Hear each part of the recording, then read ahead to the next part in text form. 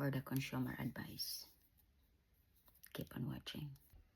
Hello, today's video, welcome.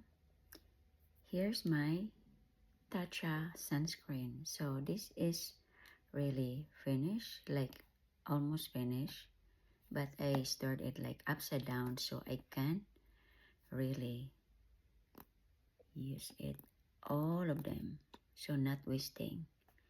That's a consumer tips. So I'm going to apply it, of course, because I have my skincare on. And then the last step of my skincare is the sunscreen. Always sunscreen every single day because we need protection. Even it's not so sunny, even it's raining, you don't know when the sun out. So this is the tips of the day I can share. That's good enough. And I still have some left on it. Let's check. Okay. There's still more. I can still use some of it there.